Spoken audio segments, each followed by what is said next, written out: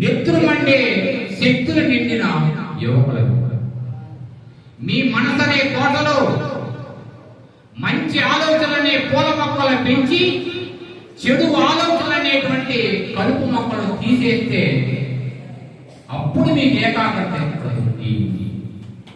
విద్య అనేది మహావృక్షం లాంటిది. దానికి వేలొచ్చే చేతుగా ఉంటాయి, ఆయన నుంచి ఫలాలు వచ్చేసి మధురంగా ఉంటాయి.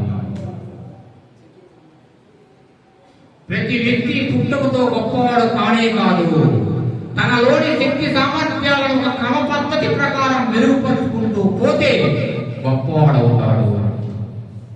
పూసిన ప్రతి పువ్వు వాడిపోతుంది, పండిన పండు కుళ్ళిపోతుంది, ఎండిన ఆకు రాలిపోతుంది, కానీ ఈ పాఠశాలలో మీ మధ్య ఏర్పడిన స్నేహం మాత్రం జీవితాంతం నిలిచి ఉంటుంది. శిక్షణ లేని శారీరక నైపుణ్యం చూడండి. పుట్టలు నిర్మించే సీమల ఓటు అలుపెరగని కాలంలో వీటన్నింటి వెనుక ఆచరణతో కూడిన క్రమశిక్షణ దాగా ఉంది. మీరు కూడా మంచి క్రమశిక్షణ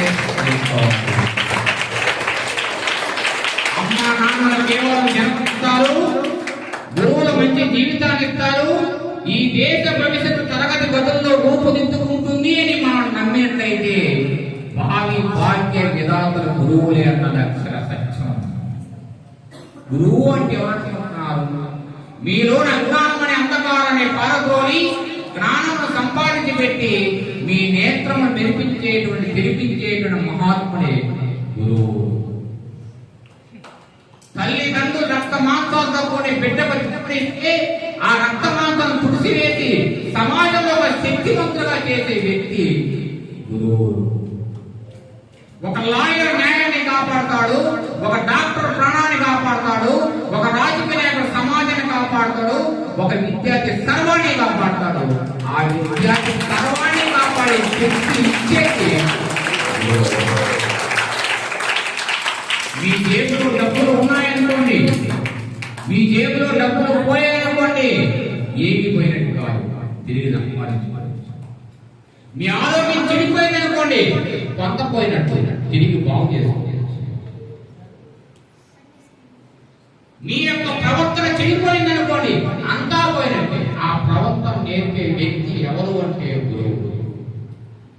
ఆకాశంలో పగటి పూట కాంతిని వెళ్తలే సూర్యుడు ఒక్కడే, ఆకాశంలో రాత్రి పూట వెలుగును ప్రసాదించే చంద్రుడు ఒక్కడే. సూర్యుడి యొక్క కాంతి 12 గంటలు మాత్రమే, చంద్రుడి యొక్క కాంతి 12 గంటలు మాత్రమే. ఈ స్కూలు నడిపించే రమణారెడ్డి సార్ యొక్క కాంతి ఎన్ని వేల గంటల అంకెల్లో చెప్పలేమని చెప్పుకుంటూ